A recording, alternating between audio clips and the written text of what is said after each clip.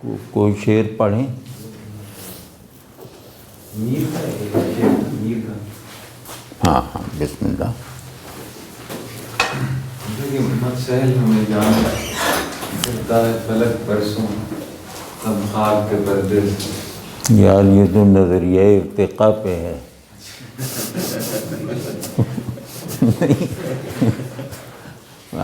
اچھا ہے لیکن یہ مشکل شعر نہیں ہے. بہرحال جس کو دیکھ لے ویسے ہی لطف اندوزی کے لیے کر لے.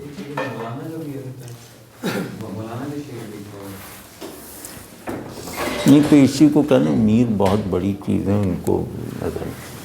اس غزل کا سب سے اچھا شعر اس کا مقطع ہے کہ کن آئینہ رویوں کے یہ میر بھی عاشق ہیں، جب گھر سے نکلتے ہیں حیران نکلتے ہیں. اللہ اکبر. یہ کسی وقت اس کو کھولنے کی کوشش کریں. کن آئینہ رویوں کے یہ میر بھی عاشق ہیں، جب گھر سے نکلتے ہیں حیران نکلتے ہیں. مت سہل ہمیں جانو، یعنی ہمیں ایک تو اس کا مطلب یہ ہے کہ ہمیں بہت ایزی نہ لو، ٹھیک ہے. اور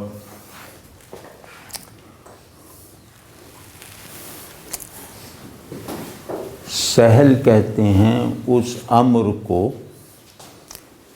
جس میں پیچ اور تہداری نہ ہو. سہل میں ایک سڈننس اور ایک سطحیت ہوتی ہے. تو انسان اس کائنات میں برپا ہونے والا سب سے بڑا واقعہ ہے. تو اس کے بارے میں یہ تصور نہ رکھو کہ یہ ایسے ہی چلتے چلاتے پیدا ہو گیا. ٹھیک ہے نا. یہ ایک تہدار اور پیچ دار وجود ہے جس کی تعمیر میں، جس کی تخلیق میں فطرت کی علوی طاقتوں نے حصہ لیا ہے. یعنی یہ فطرت تخلیق میں موجود سب سے بڑے ایجنٹس کے عمل کے نتیجے میں پیدا ہوا ہے. یہ شعر ہے. ٹھیک ہے نا. تو اب پھر یہ جو میں کہہ رہا ہوں کہ فطرت تخلیق کے سب سے بلند عناصر اور سب سے بالا تر قوتوں کے تال میل سے ان کے طویل عمل کے نتیجے میں، یعنی نتیجہ کار تخلیق کے طور پر انسان پیدا ہوا ہے، اس کی رعایت یہ ہے. پھرتا ہے فلک برسوں. فلک کہتے ہیں نظام فطرت کے اعلیٰ ایجنٹ کو. ٹھیک ہے نا. تو تب خواب کے پردے سے انسان، اب سہل یہ وجود سہل کیسے ہو سکتا ہے کہ یہ پورے نظام ہستی کے اعلیٰ اور ادنا دونوں کو اپنے اندر کنٹین کیے ہوئے. کامل کون ہوتا ہے؟ یعنی پاؤں کے بغیر ناقص ہے، سر کے بغیر آدمی ناقص ہے. تو جس کے سر بھی ہوں اور پاؤں بھی ہوں، جو وجود کی علوی جہت کو بھی چھو رہا ہو اور وجود کی ادنا جہت بھی اس سے غیر متعلق نہ ہو، جو وجود کے دائرے کے اعلیٰ اور ادنا کو اپنے اندر سمیٹے ہوئے ہو، وہ انسان کے علاوہ کوئی نہیں ہے. ٹھیک ہے. تو کہتے ہیں کہ فلک برسوں پھرتا رہا ہے. پھرنے کا جواب نہیں ہے. یعنی کہ استادی، اگر مجھ سے پوچھا جائے کہ میر کی استادی کا اس میں بڑا ثبوت کیا ہے، استاد سمجھتے ہیں نا، استاد کہتے ہیں لفظ پر حکومت کرنے والے کو. لفظ میں جتنی معنی دینے کی استعداد ہو، اس استعداد کو ایگزاسٹ کروا دینے والا وہ استاد ہوتا ہے.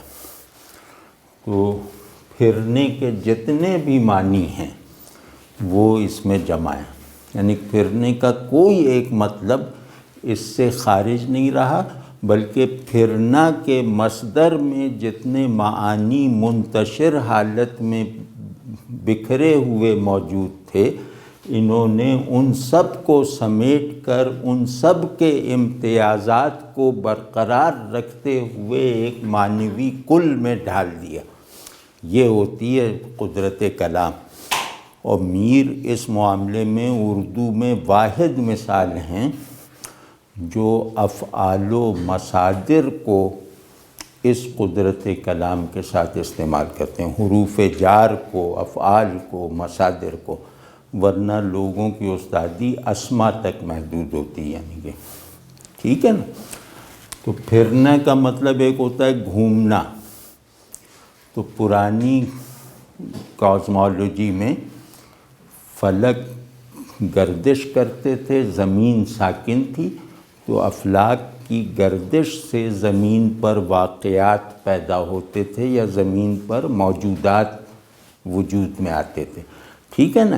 یعنی زمین ایک پیسو میٹر تھی، افلاک کی گردش کے نتیجے میں اس میٹر سے فارمز پیدا ہوتی تھیں، ٹھیک۔ یہ پرانی کاسمالوجی ہے، سب میں ہے، ٹھیک ہے نا۔ اور افلاک بھی کئی تھے۔ تو اس پہ سودا کا شعر ہے اس کی نمائندگی میں کہ دنیا تمام گردش افلاک سے بنی، ماٹی ہزار رنگ کی اس چاک سے بنی۔ تو کہتے ہیں کہ ایک تو فلک گھومتا ہے، یعنی گردش میں ہے، اور اس کی گردش تخلیقی ہے، اس کی گردش تقدیری ہے۔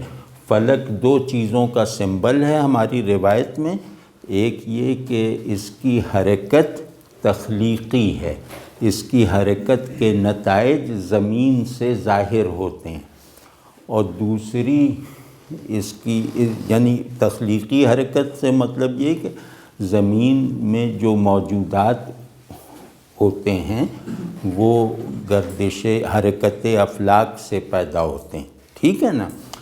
تو گھومنے کا ایک نتیجہ یہ ہے کہ وہ تخلیقی ہے، اور دوسری گردش ہوتی ہے تقدیری، کہ مقدور ہو تو نہیں، وہ نہیں، وہ کیا ہے، فلک کو دیکھنا تقریب تیرے یاد آنے کی، کبھی پائی بھی فرصت، کبھی غالب کا ہے نا، غم دنیا سے گر پائی بھی فرصت سر اٹھانے کی، فلک کو دیکھنا تقریب تیرے یاد آنے کی، یعنی کہ تقدیر ساز ہے فلک۔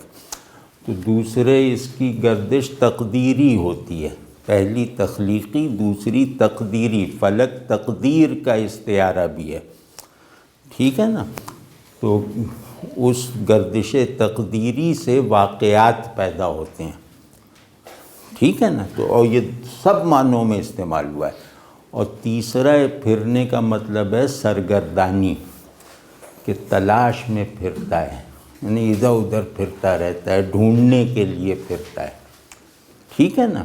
تو یہ تینوں معنی اس میں مراد ہیں، مطلب اس میں سے ایک بھی معنی آپ نے کم کیا تو مراد متکلم کی خلاف ورزی کی۔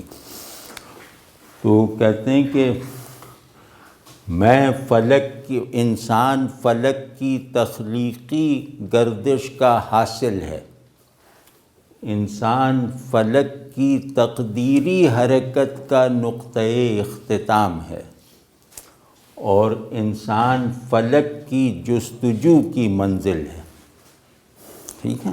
وہ منزل جو اس نے اپنی تقویم کے مطابق برسوں میں حاصل کی۔ یہ برس زمینی برس نہیں ہے، پھرتا ہے فلک برسوں کا مطلب ہے کہ جو تقویم آسمانی میں سال کا دوران ہے، اپنی تقویم کے اعتبار سے وہ برس ہا برس گردش میں رہا، تقدیری گردش میں بھی، تخلیقی گردش میں بھی، اور تلاش میں بھی۔